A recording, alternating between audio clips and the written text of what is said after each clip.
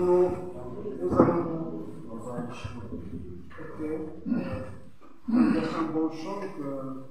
Je crois en toi, mon Dieu. Je crois en toi. Vivant et Seigneur, si près de moi. Dans tous les désarrois, tu garderas ma foi. Je crois en toi, mon Dieu. Je crois en toi. Au nom du Père et du Fils et du Saint-Esprit. Amen. Selon la prière du bon cardinal Émile Léil. Seigneur Dieu, notre Père, qui a révélé aux hommes par ton Fils Jésus les voies du royaume des cieux et de l'éternité bienheureuse, accorde à ton serviteur, le cardinal Émile Léil, la grâce d'être glorifié par l'amitié du ciel, lui qui, par ses vertus et le sacrifice de sa vie, a témoigné sur la terre du véritable amour de Dieu et du prochain, par Jésus-Christ notre Seigneur. Amen. Chers frères, chers amis, soyez vraiment le bienvenu à ce 45e anniversaire du bon cardinal Émile Léil, avec une thématique qui a été préparée par la Fraternité congolaise de Rome sous la houlette du Père Hilarion Mafula et également en collaboration avec les autres membres, l'abbé Mathias et également l'abbé Lilongo. Nous aurons l'opportunité de pouvoir également écouter et savourer. Donc cette année où le pape François nous appelle également à refonder notre cheminement sous la houlette, disons, sous le signe de la synodalité. Je voudrais m'excuser avec tout le monde pour le retard que nous avons connu. Et je veux également saluer les membres de la communauté, également un ami qui est avec nous, qui travaille au ministère des Affaires étrangères, membre du ministère des Affaires étrangères arménien, mais il n'est pas ici, il est à Rome pour un travail de 3 mois au collège de l'OTAN. Donc soyez également le bienvenu dans notre contexte pour découvrir ce bon serviteur, le cardinal Émile Léil. Pour nous, comme peuple congolais, ce mois est un mois vraiment très très intense pour ce que nous avons vécu dans notre histoire qui nous a marqué intensement. Beaucoup de morts, beaucoup de souffrances, mais également un grand signe d'espérance. Donc le cardinal Émile Léil est ce signe d'espérance, et ce signe d'union, et ce signe qui doit fortifier, également féconder la terre congolaise. Nous attelons à sa béatification et également à sa canonisation. Merci, chers frères. Donc, je déclare ouvert les travaux de ce 45e anniversaire. Et merci à tout ce que vous avez fait pour cette préparation. Merci.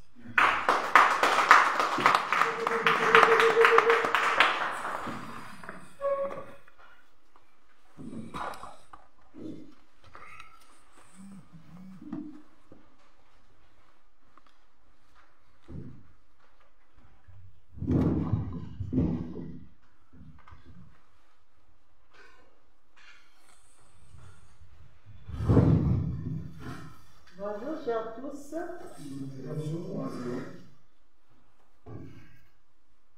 Alors, comme vous voyez dans le programme que nous venons de vous donner, nous commençons par la biographie du vénérable cardinal Émile Beyenda.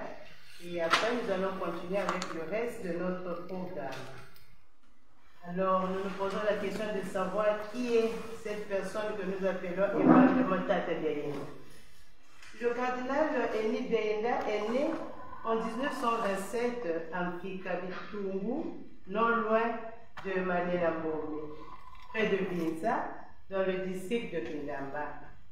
Il commence ses études primaires d'abord à Pangala de 1935 à 1937, ensuite à la mission catholique de Kindamba de 1937 à 1942.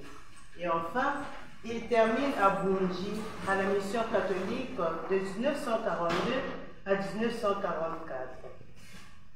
Se sentant appelé à la prêtrise, il entre au petit séminaire Saint-Paul de Mbamou pour ses études secondaires de 1944 à 1950. Puis le grand séminaire Liberman de Brazzaville, actuel moyen séminaire Saint-Jean, pour ses études de philosophie et de théologie de 1950 à 1958. Le 26 octobre 1958, il est ordonné prêtre par son Excellence, Monseigneur Michel Bernard. Son premier poste est la paroisse Sainte-Marie de Ourenze, où il est nommé vicaire en août 1959. Il s'occupe de la paroisse Saint-Jean-Marie-Vianney de Mouleke jusqu'à la construction de l'église de mars 1962 à juillet 1965. L'abbé Émile Beyenda y sera nommé par la suite curé. En plus de cette charge, il est responsable diocésain de la Légion de Marie de 1960 à 1965. Ce mouvement marial apparaît dangereux à certains politiciens. Il est torturé innocemment en même temps que le père Bobir de la congrégation du Saint-Esprit. Pour la première fois, il subit dans sa chair contre-coup des luttes politiques auxquelles il est totalement étranger. Il portera durement pendant plusieurs années les marques des tortures de la prison du système marxiste-léniniste. En 1965, l'abbé Émile Beyenda est envoyé aux études pour compléter sa formation. Il étudie aux facultés catholiques de Lyon de 1965 à 1969. Ses études sont sanctionnées par une licence en théologie et un doctorat en sociologie. À la fin de ses études, il rentre à Brazzaville en mai 1969. Il est nommé vicaire à la paroisse Saint-Esprit de Mongali. Le 18 février 1970, il devient vicaire apostolique chargé de la coordination entre les diverses œuvres d'apostolat et commissions diocésaines.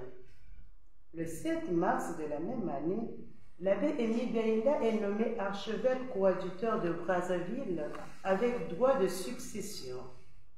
Il est ordonné évêque à Rome le 17 mai 1970 par Monseigneur Pignedoli, alors secrétaire général de la Commission pour l'évangélisation des peuples.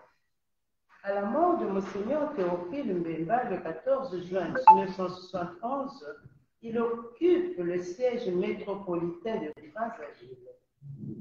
Le vendredi 2 février 1973, il est créé cardinal par le pape Paul VI qui lui imposera la barrette cardinalice. Le 5 mai de la même année à Rome. Il revient à Brazzaville le 9 mai 1973, au cours duquel la chrétienté lui réserve un accueil très chaleureux. Le 20 mai 1973, il célèbre sa messe d'action de grâce au stade Eboué, entouré du cardinal Joseph Maloula, du délégué apostolique Monseigneur Taliafere, des évêques d'Afrique et du Congo et de nombreux prêtres. Malgré la grande pluie qui s'était abattue dans la ville, le stade était plein à craquer des fidèles venus du monde entier. Il meurt assassiné le 22 mars 1977. quelle est la biographie de la personne qui nous réunit aussi ici. Merci.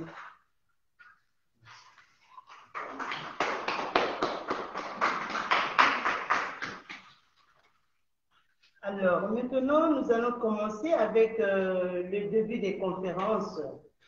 Notre table ronde, comme on l'avait écrit, porte sur le thème « Le cheminement synodal congolais à la lumière du cardinal Émile Biaïnda » et nous avions 3 commissions. Maintenant, nous allons accorder la parole à la première personne qui va présenter la première communication qui porte sur le thème « Dialoguer dans l'Église et la communion » avec Élie. Ah non, c'est d'abord la veille. Ok, excusez-moi. D'accord. Merci.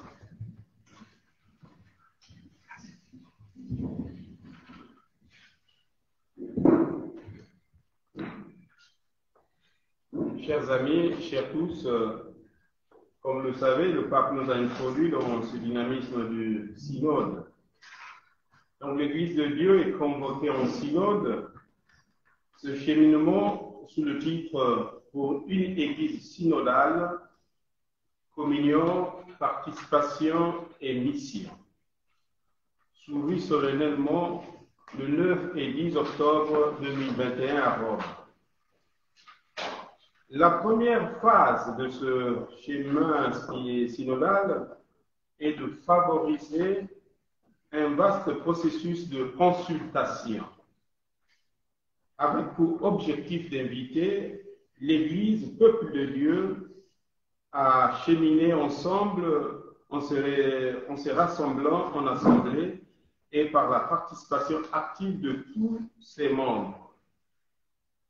Cette consultation, chers amis, souhaite impliquer pasteurs et fidèles de l'Église particulière, donc les diocèses, à tous les niveaux, laïcs, évêques et prêtres, car en communauté, en accord avec l'enseignement du Concile Vatican II, la totalité des fidèles ne peut se tromper dans la foi. Elle apporte aux vérités concernant la foi et le mœurs un consentement universel.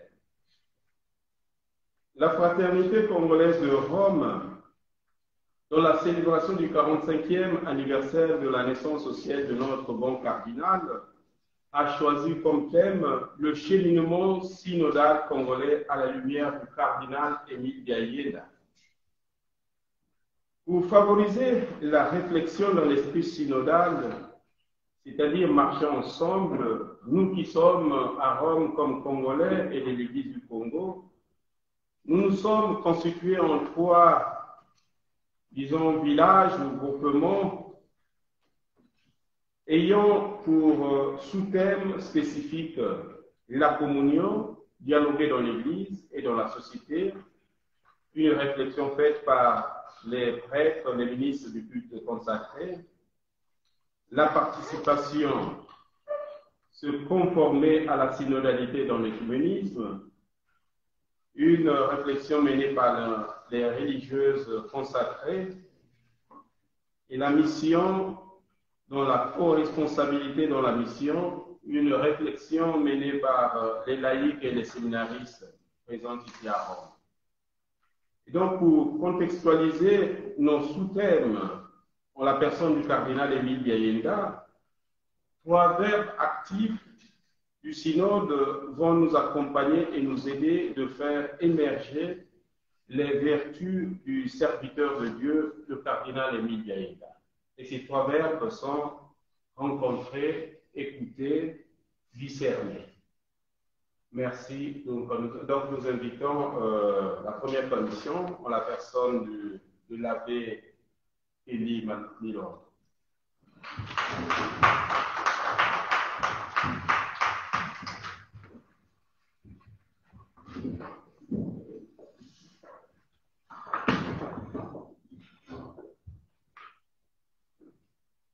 Dialoguer dans l'Église et la société. Le cardinal Émile Biaïnda et la communion.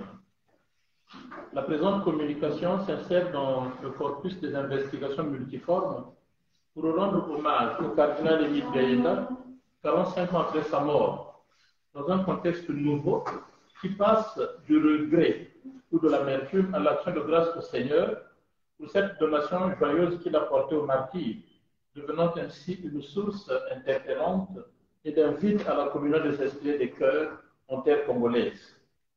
Une action de grâce renforcée par le contexte synodal que nous vivons en Église, sacrement de communion, lieu de rencontre, de dialogue et de discernement. Une Église qui, sous l'impulsion du pape François, est appelée à redécouvrir et à orienter nouvellement sa marche missionnaire dans la communion et la participation de tous, car formant un seul peuple convoqué dans la gratuité de l'amour. Pour mener à bien cette investigation dans un souci réel de concision et de méthode, nous présenterons 4 grands points.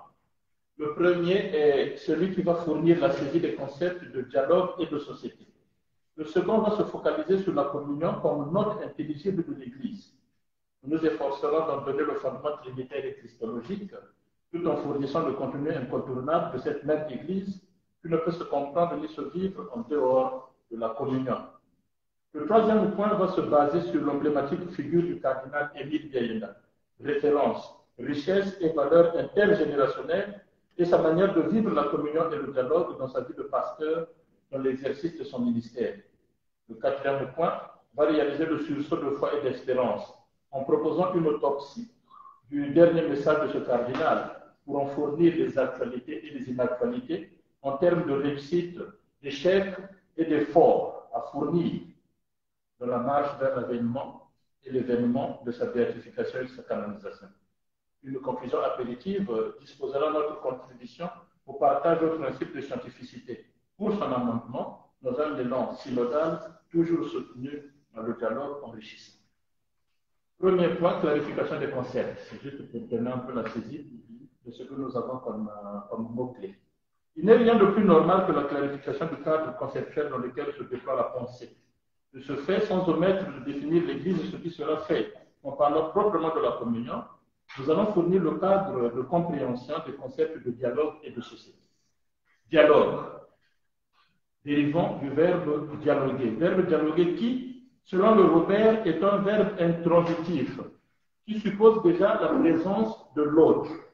Le dialogue est différent en densité affective et relationnelle du monologue ou du soliloque. Dans sa structuration ontologique, il suppose et convoque la personne de l'autre et vise comme finalité l'instauration de la communauté rationnelle, sensible à la condition de chacun dans la droite résolution des problèmes multiples inhérents à l'humanité. Les philosophes du langage, parlant du dialogue, arrivent à ces 3 grandes conclusions dans le consensus qu'il instaure: être d'accord, être en désaccord et être d'accord de ne pas être d'accord. Comme on peut s'en rendre compte, le dialogue est la voie royale, voie par excellence pour viser et orienter la marche de toute société humaine. La société, deuxième concept, dans son acception la plus ordinaire, la société se définit et se comprend comme un ensemble d'êtres humains dont les relations sont organisées par des institutions et éventuellement garanties par des sanctions qui font ressentir à chaque homme le poids du collectif. Entrant dans cette mentalité, l'Église, société sui generis, unique en son genre, n'échappe pas à ces considérations sociologiques, anthropologiques de peuple convoqué et rassemblé, tout en vivant une juridiction pour le maintien de l'ordre et de la discipline dans la gestion des rapports interpersonnels et le maintien de la structure. Rencontres, relations, actions et conflits sont au cœur de toute société où nous entrons en relation d'interdépendance, toujours dans l'idéal commun de bonheur vécu, savouré et partagé par tous. Partant de ces considérations éclairantes, comment pouvons-nous présenter la réalité de l'Église comme sacrement et lieu de communion? Deuxième point, la communion, sens et valeur de la koinonia. L'Église comme peuple de Dieu ne peut se comprendre en dehors du mystère qui guide et justifie sa nature, la koinonia, la communion qui elle-même ne peut se vivre sans le dialogue, la rencontre et l'accueil. Sacrement de communion, elle est l'expression visible et concrète de l'amour divin qui cherche à manifester sa miséricorde pour les hommes et femmes de toutes les langues, peuples et nations, convoqués par la gratuité de l'amour et rendus témoins de la révolution de la tendresse. Dans la constitution dogmatique Lumen Gentium, Lumière des Nations, cette Église est annoncée et présentée comme le signe et le moyen de l'union de l'homme à Dieu et de l'unité de tout le genre humain. Identité renforcée dans l'exposition de son objectif de salut de l'ensemble de la création dans et par le Christ. La constitution pastorale sur l'Église dans le monde de ce temps, Gaudium et Spes, renforce cette valeur de l'étroite solidarité de l'Église avec l'ensemble de la famille humaine, en affirmant que les joies et les espoirs, les tristesses et les angoisses de ce temps, des pauvres surtout, et de tous ceux qui souffrent, sont aussi les joies et les espoirs, les tristesses et les angoisses des disciples du Christ. Et il n'y a rien de vraiment humain qui ne trouve écho dans leur cœur.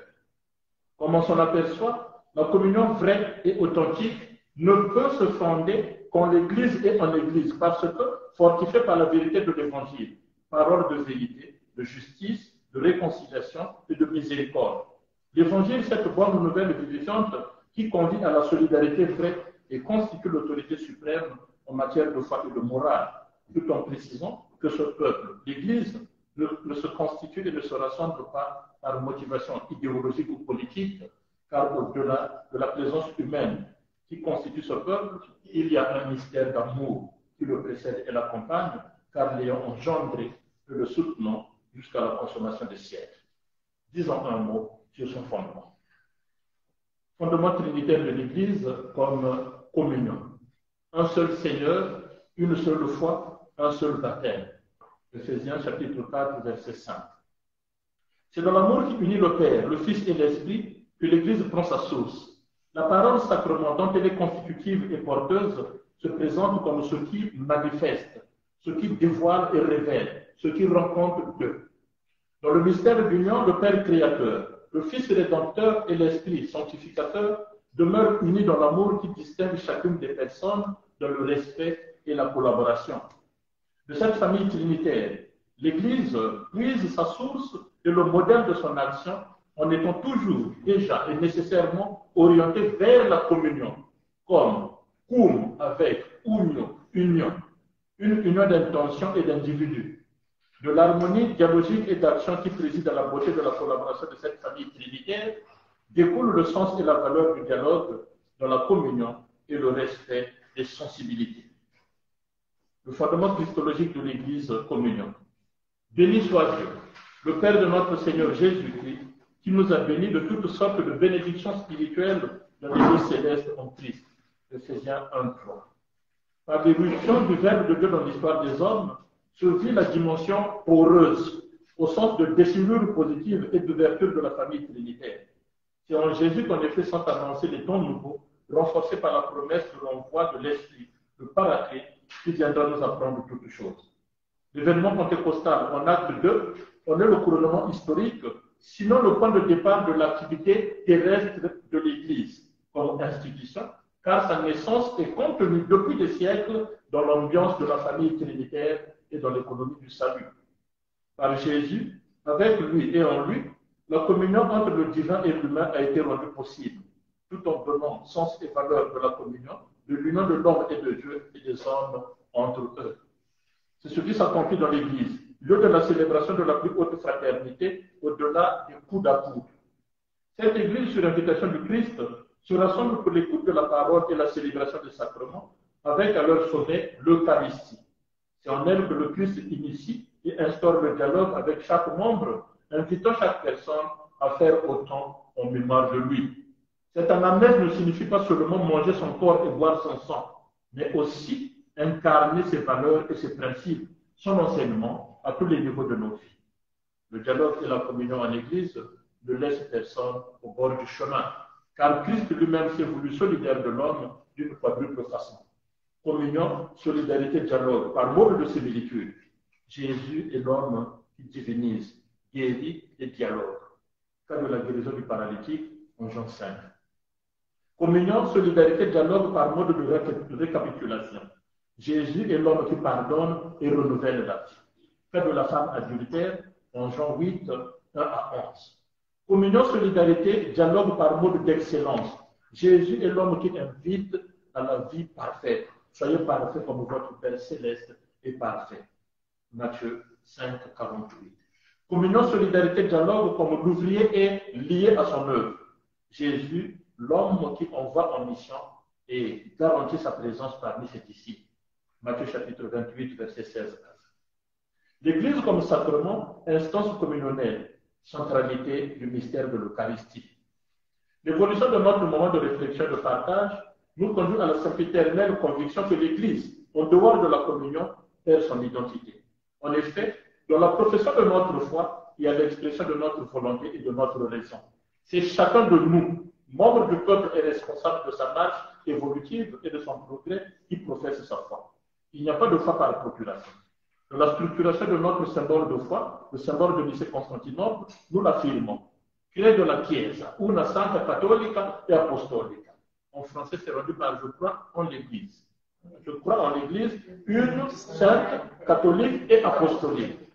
Sans nous appesantir sur le contenu de chacune de ces normes, il nous faut vite comprendre que cette identité et cette mission de l'Église sont maintenues dans et par la célébration de l'Eucharistie, mystère qui fait vivre ce peuple de Dieu et qui fait naître par la communion. Dans cette famille, le dialogue est le cordon unifiant toutes les sensibilités culturelles et sociales. En participant à l'Eucharistie, chacun de nous reçoit les forces nécessaires à l'accomplissement de son devoir en Église comme en société, car ce sacrement de communion ne nous dédouane pas de nos responsabilités, de nos engagements, pour réaliser la beauté de l'unité de la famille humaine. Le chrétien qui participe à l'Eucharistie prend conscience de sa valeur comme instance porteuse de signification pour le monde et assume pleinement la responsabilité de concrétiser les implications sociales de l'Eucharistie, ce sacrement qui s'oppose à toute forme de violence et de séparation entre les hommes. Communier, c'est apprendre à collaborer, à vivre et à travailler ensemble. C'est entrer dans une structure de vie synodale, chacun à sa place dans l'exercice de son rôle. C'est dans l'Eucharistie que l'Église puise sa force comme experte en humanité. Par elle, chacun de nous commence le pèlerinage qui le porte vers la rencontre de l'autre dans le dialogue, la compréhension de sa condition, le respect de sa dignité et la préservation, la promotion de sa personne. Communion et dialogue pour une Église toujours renouvelée de l'intérieur, marchant vers sa pleine maturité dans la considération de chaque sensibilité et l'acceptation de tout le monde. C'est dans cette collaboration renforcée que se continue l'histoire amoureuse du Dieu qui a fait confiance aux hommes. Hors de l'Église, pas de véritable communion. Mutatis mutandis, pas de salut. Troisième point, la figure du cardinal Émile Biayenda entre communion et dialogue. Dans les limites de cette contribution, il ne serait pas séant de revenir sur les traits particuliers de celui qui, en terre congolaise et progressivement dans l'univers ecclésial et social, a traversé les frontières de sa nation pour irradier tant de vie et toucher tant de cœur par la beauté de son histoire. Témoignage de fidélité et d'amour, d'obéissance et de service en Église. Notre effort à ce niveau consistera plus à fournir quelques clichés présentant le cardinal Émile Biayenda comme homme de dialogue, de rencontre, de communion, de mentalité synodale, collégiale, un homme ouvert à tous. Dialogue et communion en Église, contexte historique de sa création cardinaliste et mission au sein de l'Église du Congo. Le regard historique et chronologique posé sur la figure du cardinal Émile Biayenda est révélateur de la fulgurance de son ascension, tel que rappelé dans la biographie qui venait d'être lue. Sous la grâce et l'impulsion du Saint-Esprit, il a gravi les échelons de la dignité sacerdotale, devenant ainsi le premier cardinal congolais à l'âge de 46. En 1973, l'Église est dans la fraîche période post-conciliaire. La volonté du pape VI et celle du pape Paul VI, est celle de rendre concrètes les conclusions conciliaires, cherchant ainsi à rendre plus présente, visible, agissante et effective la hiérarchie de l'Église dans les différentes parties du monde. Un contexte post-conflictuel, ne l'oublions pas, marqué aussi par la division du monde en deux blocs, faisant ainsi du Congo un pays à saveur communiste, marxiste. C'est donc l'heure de l'africanisation des structures ecclésiales avec une forte représentativité hiérarchique autochtone qui se vit, donnant à chaque église particulière la mission de devenir évangélisatrice de et dans sa propre terre. Cette grâce inouïe et cette bénédiction sont source de bonheur pour la jeune nation congolaise 13 ans après son accession à l'indépendance ayant ainsi des politiques filles et fils du pays, ainsi que des autorités ecclésiales filles et fils du pays. La présence cardinaliste, au-delà de toute présomption, renforce la vitalité et donne un certain poids ontologique à l'Église du Congo et partant à l'ensemble de la mission. En tant que primat de l'Église du Congo, le devoir premier du cardinal était donc de la structurer et de contribuer à sa croissance, devenant toujours plus missionnaire, annonçant l'évangile à temps, à contre-temps et entre-temps, allant à la rencontre des peuples qui, pour la plupart, n'ont pas encore rencontré le Christ et sa parole. Des témoignages traditionnels et mythiques qui découlent des récits codifiés ou non sur ce cardinal, il ressort la figure de ce chef du village, rassembleur, humble, toujours prêt à écouter et à servir. C'est sur ce dynamisme qu'il parcourait le pays et son diocèse, fortifiant et réconfortant, conseillant et orientant. Une manière pour lui de demeurer fidèle au maître à qui il a fait la promesse de toujours jeter le filet sur son ordre, comme cela est exprimé dans sa parole de vie, in verbo tuo laxavorete, Luc 5,5. La jeune Église congolaise a salué en sa personne le modèle du pasteur disponible et préoccupé de et par l'incarnation du message évangélique, fermant du progrès authentique de l'homme et des peuples. Dialogue et communion avec les églises, son implication dans l'œcuménisme. Le renommé pastoral du cardinal Biaïda ne se limitait pas à la sphère de l'Église catholique. Dans le déploiement de sa serviabilité de disciple du Christ, il était fortement impliqué dans le dialogue avec les églises sœurs, dans la profession de l'unique foi au Dieu de la vie, dont la parole convoque à l'unité et instaure la fraternité au-delà des étiquettes qui catégorisent. Le très que l'interrogation peuvent nous ouvrir les yeux. Dans nos sociétés de progrès, modernes, civilisées, démocratisées, où l'insistance sur les droits bat son plein, quelle est la valeur de l'autorité parentale? Quelle est la place de la figure et de l'influence de l'enseignant?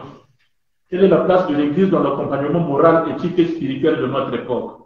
Ne sommes-nous pas en face d'une civilisation de mort qui s'embrouille et s'entretient dans l'ambiance de la fête et de la jouissance éternelle?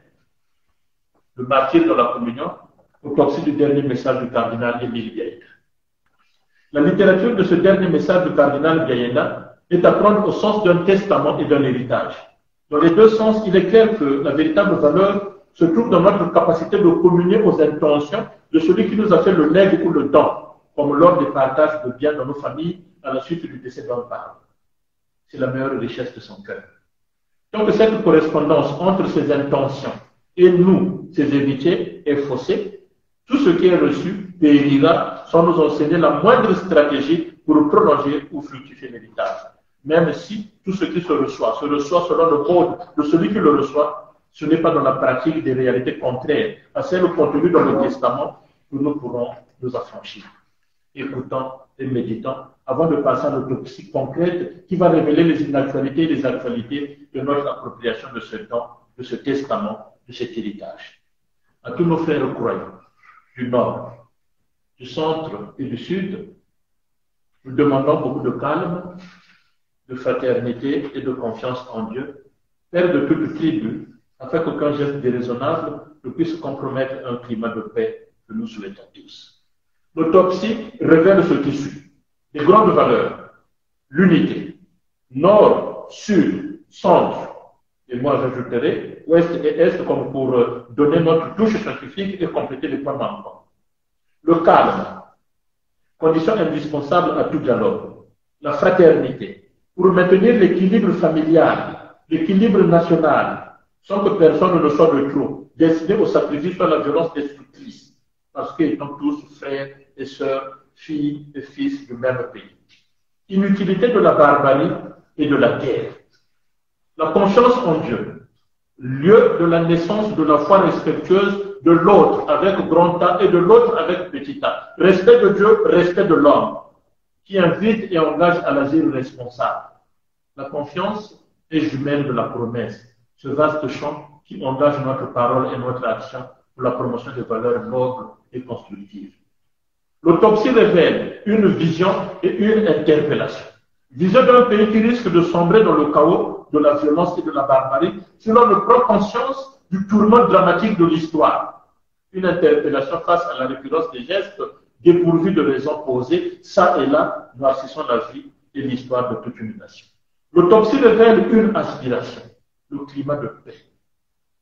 Une denrée que nous recherchons sous plusieurs initiatives en terre congolaise jusqu'aujourd'hui.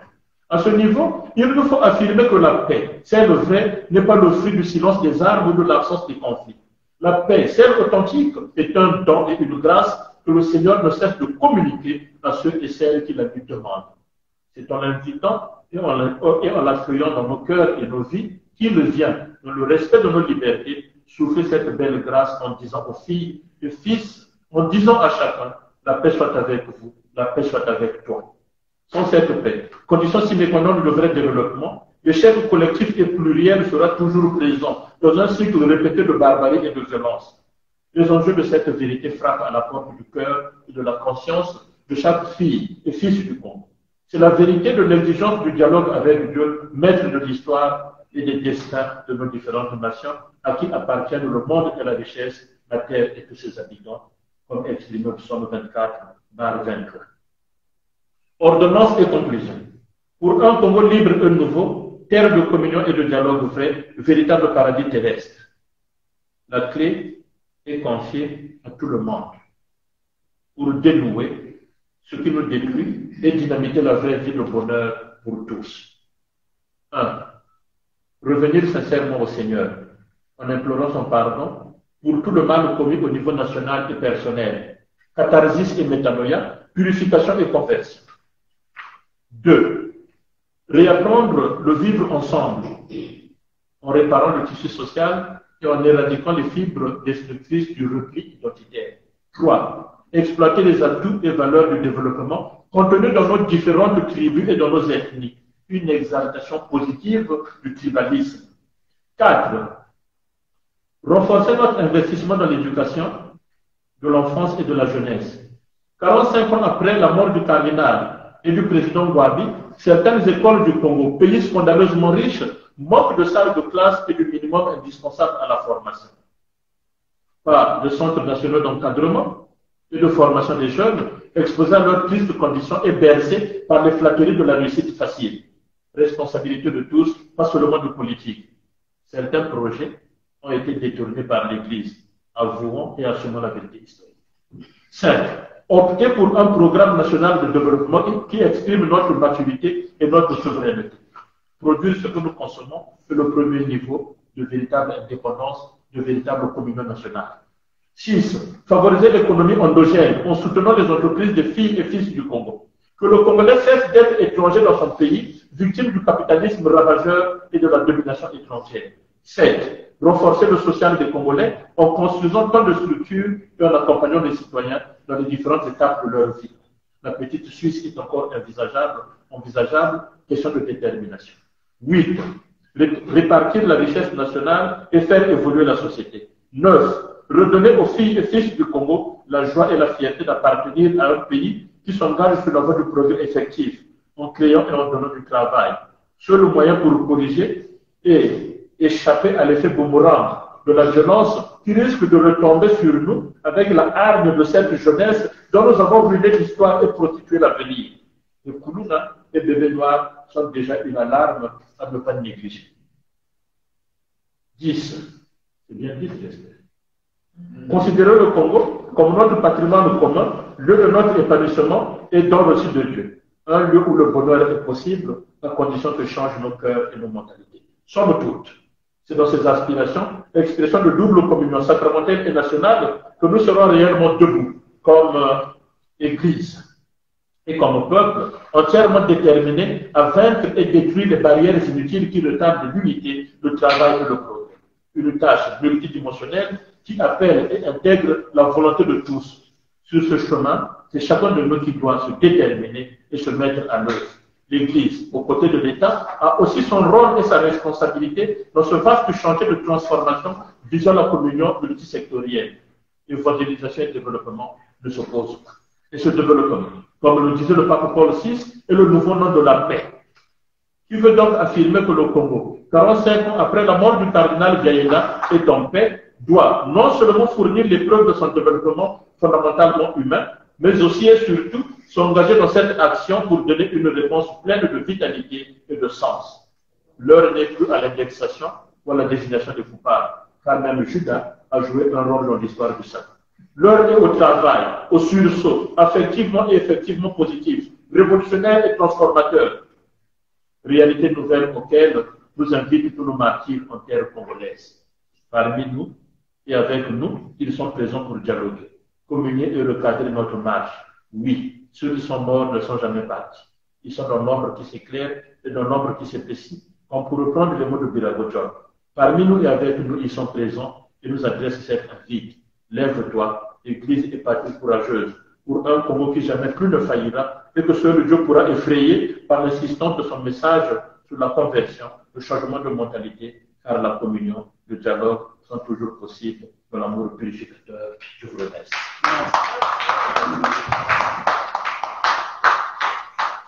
Merci beaucoup à la Béquénie et à tous les prêtres qui ont collaboré pour la réalisation de ce travail. Donc, nous retenons que la communion, la solidarité, le dialogue ne laissent personne au bord du chemin.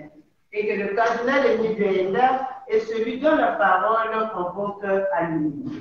Merci. Et maintenant, nous accordons la parole à la deuxième commission qui a travaillé sur le cardinal Émile Béenda et l'œcuménisme. Et comme orateur, l'abbé Mathias Louan.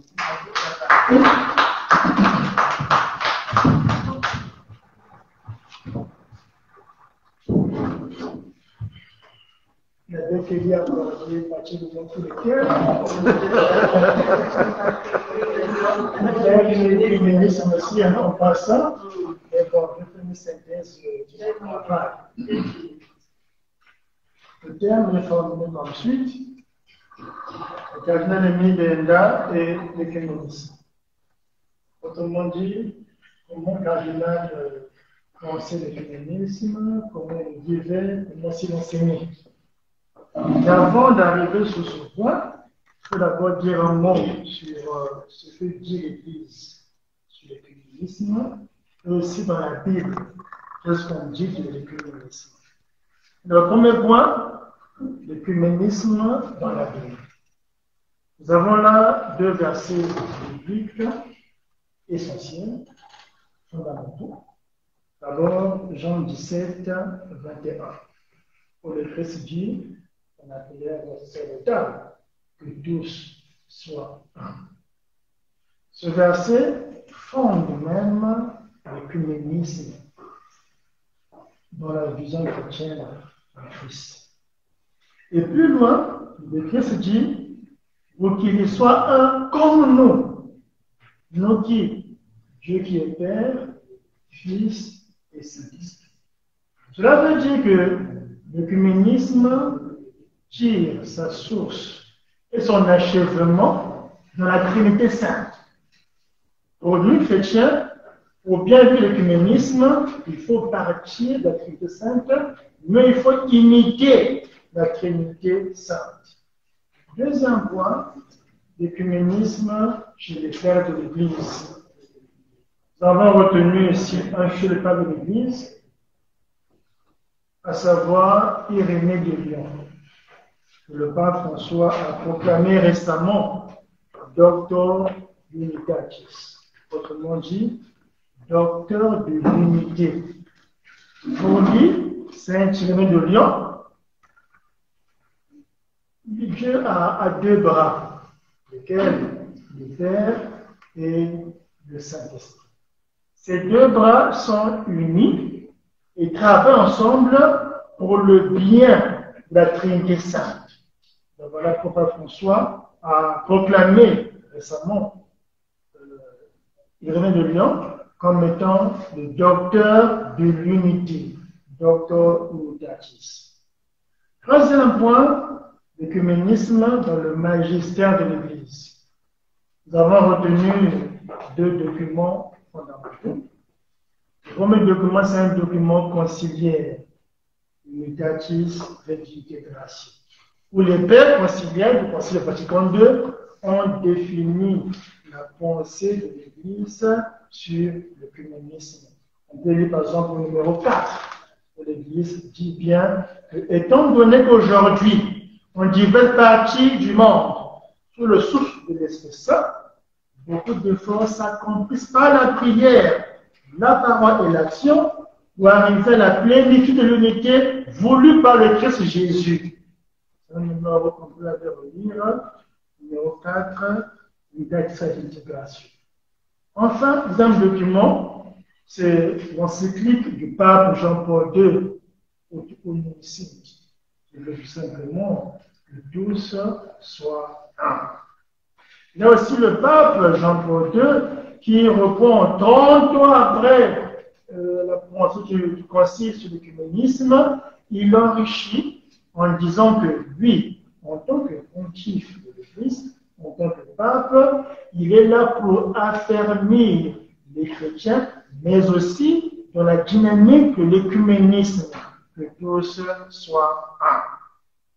Eh bien, nous comprenons que l'œcuménisme part de la prière sacerdotale de Jésus, en Jean 17, que l'on peut considérer comme étant le testament spirituel de Jésus. Nous savons en toi qu'un testament, à force de voir, avant de mourir, le Père dit, quand je veux mourir, la parcelle revient aux enfants. On doit mettre en application ce testament laissé par les femmes. Dans le Christ avant de mourir, Jean 17, il est pris pour que l'Église soit une. Donc tout chrétien doit mettre en application ce testament spirituel de Jésus. Celui qui n'aime pas l'œcuménisme, c'est un fils du diable. Diable, en grec diabolos, celui qui divise. Donc, le chrétien doit autant que faire se peut mettre en action l'œcuménisme comme testament spirituel laissé par le Christ Jésus. Et là, on peut donc aborder la problématique du cardinal et de l'œcuménisme. Parce que le cardinal était avant tout un chrétien, il est baptisé, il a lui aussi, autant que faire se peut, mis en application le testament de Jésus qui promeut l'unité des chrétiens. Alors, pour bien comprendre l'œcuménisme au Congo, il faut d'abord repartir dans le contexte sociopolitique des années 70. Nous avons l'influence du marxisme-léninisme, où on voit l'arrivée des révolutionnaires qui voulaient transformer les églises en salles de cinéma.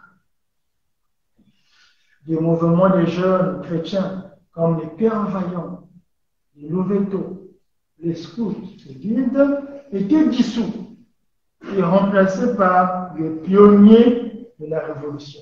Moi, je ne sais pas encore né, les anciens étaient déjà nés. Et de ce fait, les chrétiens avaient pensé se retrouver en eux pour faire face à ce mouvement socialiste. Le cardinal aussi est un des pionniers de l'œcuménisme.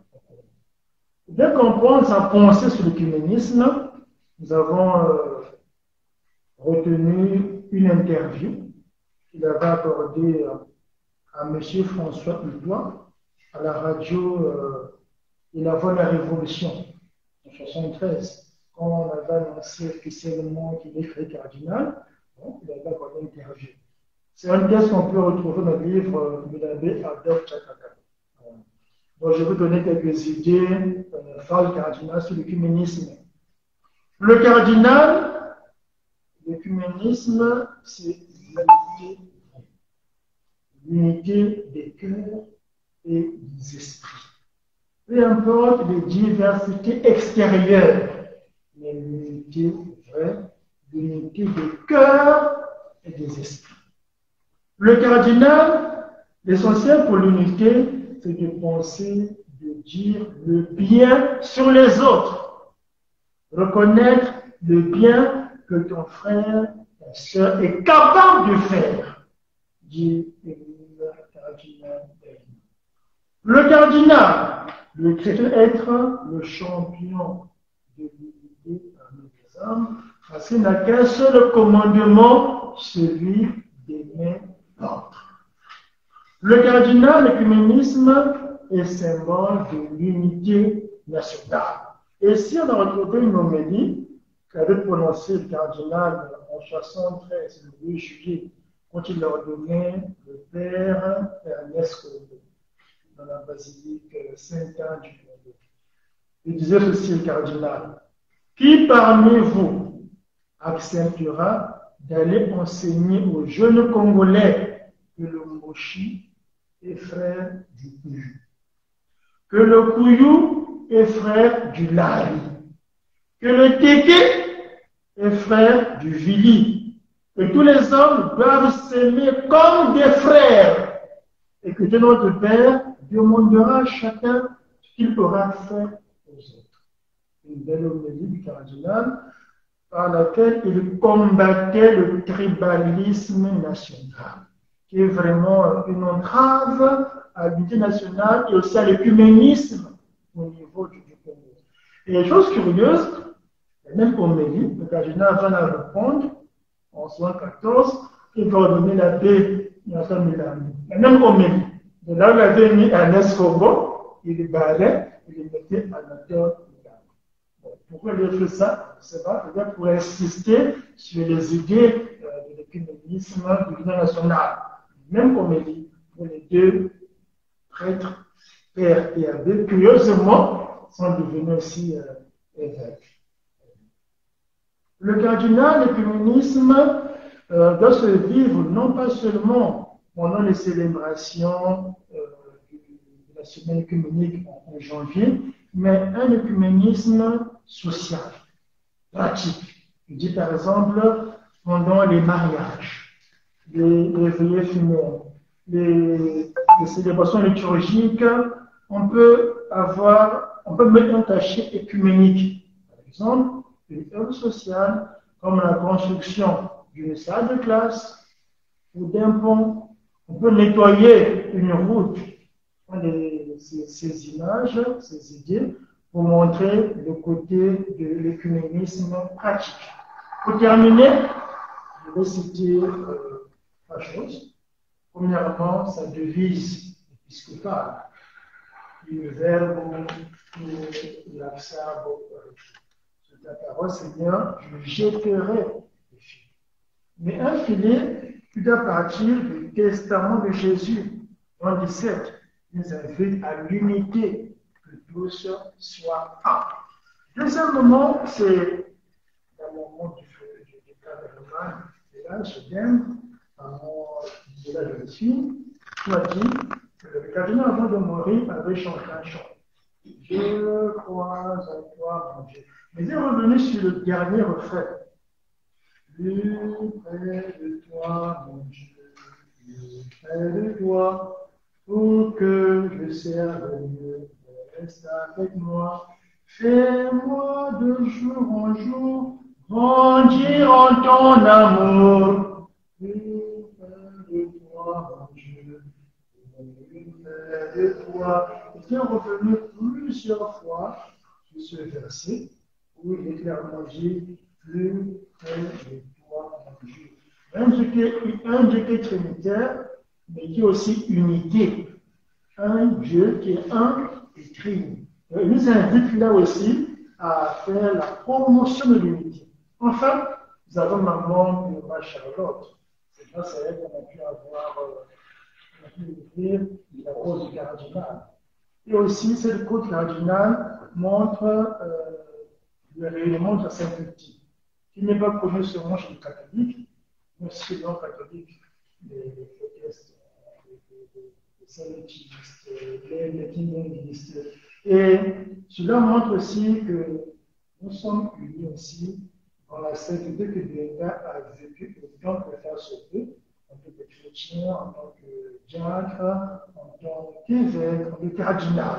Eh bien, mes frères et sœurs, le texte est là, on le remettra dans la coordination pour approfondir davantage la problématique de l'écuménisme vécue par Émile Cardinal Gallien.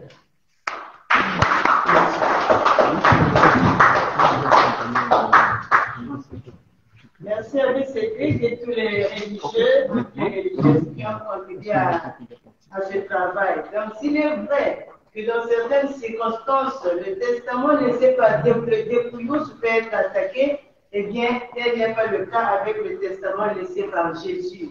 Ce testament cherche à promouvoir le principe de l'unité. Et selon l'écuménisme du cardinal Émile Gaïda, penser bien sur les autres et promouvoir l'unité nationale, c'est ce qui est important. Merci donc à cette commission. Et maintenant, nous passons à la troisième communication, qui a pour thème la co-responsabilité dans la mission et qui sera présentée par Madame Christiane Dubosso.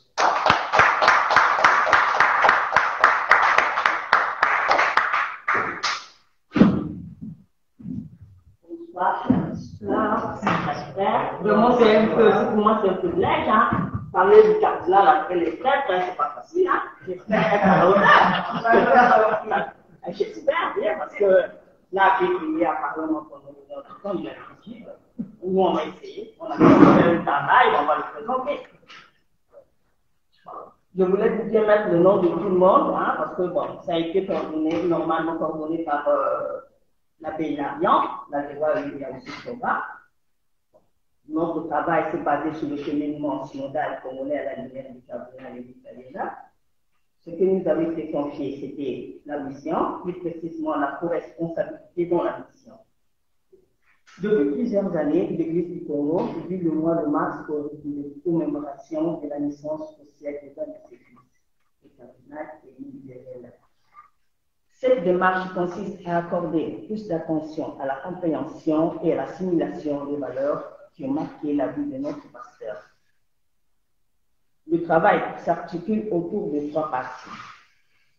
Nous démontrerons en première partie l'importance de l'écoute dans la mission de l'Église. La deuxième partie proposera une lecture pertinente sur la thématique de la prise de décision. Pour finir, la troisième partie exposera les idées principales de la mission évangéliste de l'Église. La mission. On a essayé de travailler un peu parce qu'on a fait un travail ensemble avec les séminaristes. Je ne vois même pas, ils ne sont pas venus. En fait. Ils sont au séminaire. C'est des cadets, ils sont sous les lois. Bon, sur la mission, du latin missio, action. Donc, vous voyez, la mission est une charge dont une personne se trouve investie en vue d'accomplir quelque chose. En effet, la mission est la réponse de l'Église au commandement du Christ. Aller dans le monde entier et proclamer l'Évangile à toute la création. Marc 16, 15, 18.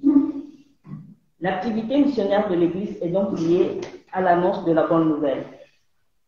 Ainsi, la mission d'évangélisation est le premier devoir de l'Église, car elle existe pour évangéliser. La véritable et authentique nature de l'Église est le fait qu'elle est appelée à être toujours en sortie pour rejoindre les périphéries existentielles pour annoncer le Christ. Comme nous le rappelle le Concile Vatican II, de sa nature, l'Église, durant son pèlerinage sur terre, est missionnaire puisqu'elle elle-même tire dans son origine de la mission du Fils et de la mission du Saint-Esprit selon les desseins de Dieu le Père. Par ailleurs, la mission incombe à tous les baptisés, car tout chrétien en vertu de son baptême est invité à participer, voire à collaborer à cette mission. De ce fait, tout baptisé est responsable de l'annonce de l'Évangile. Autrement dit, chacun est responsable de la mission confiée à l'Église. C'est donc ensemble et jamais individuellement que nous sommes appelés à vivre la mission.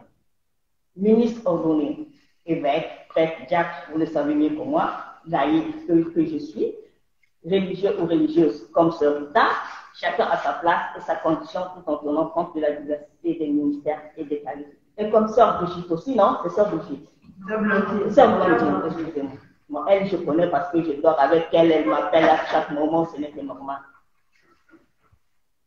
Bon. Là, je veux parler des trois verbes. On a essayé de parler du verbe écouter, décider et discerner, toujours dans la mission. On a pu faire un petit travail.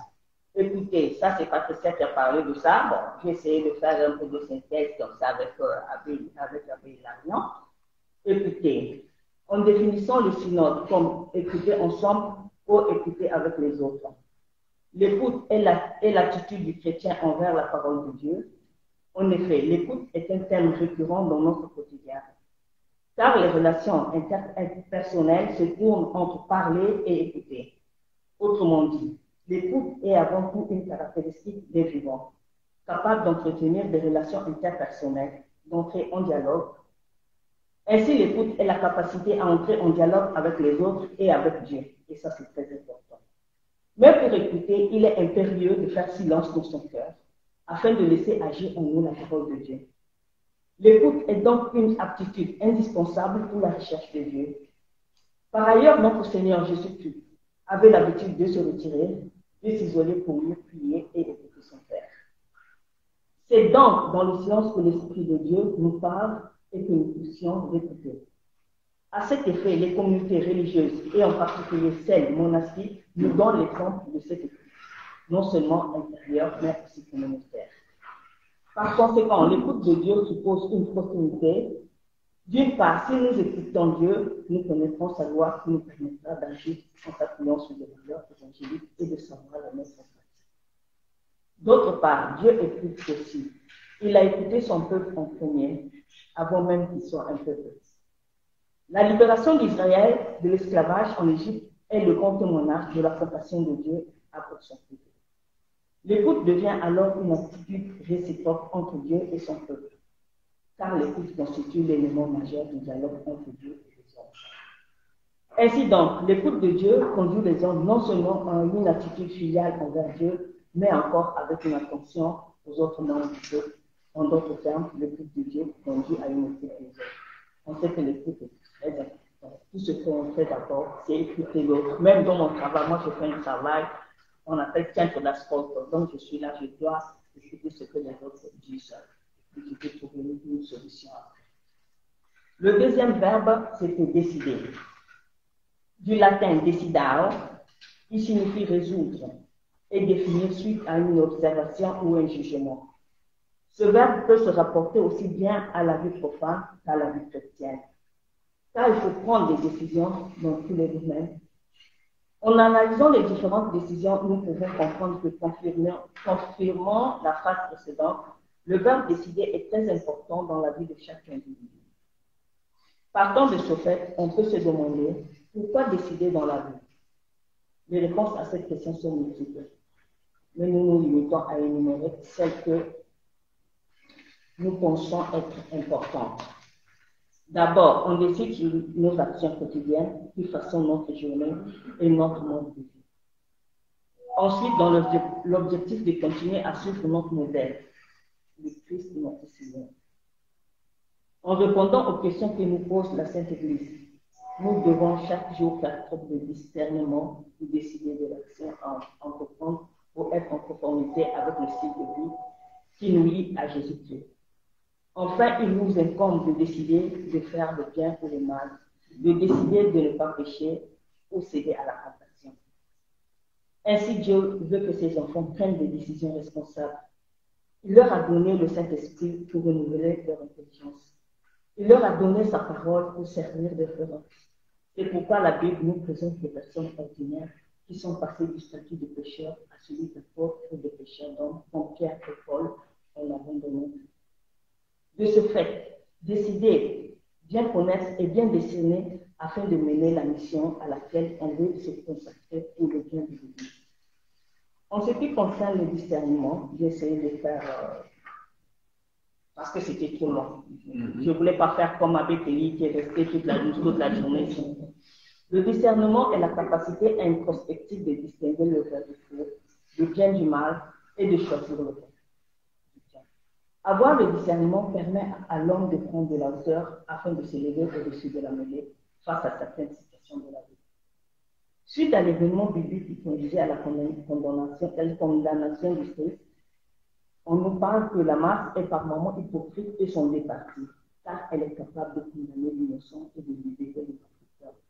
Plus qu'incapable par moment de discerner le vrai, du faux, du bien, du mal et du mal. Je vous remercie.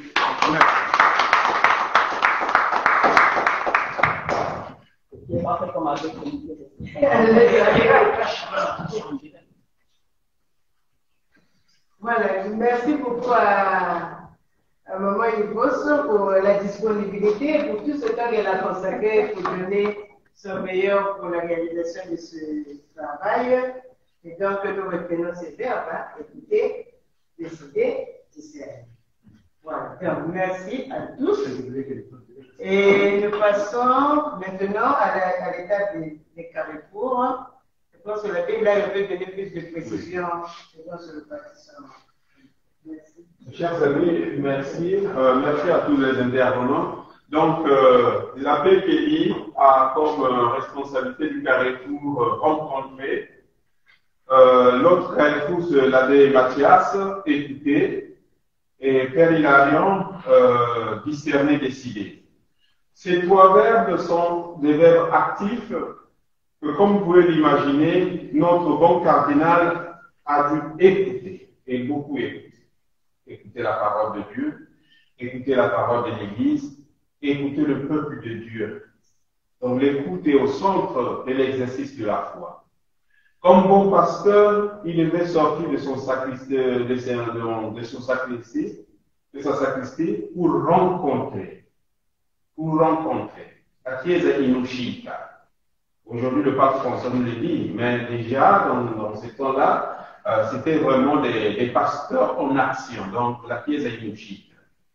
Le pasteur, le cardinal, allait rencontrer. Et même à l'origine de la dernière histoire, je remercie l'abbé Kelly qui nous a fait un peu une belle leçon sur le dialogue, rencontre avec le président Marine Wabi.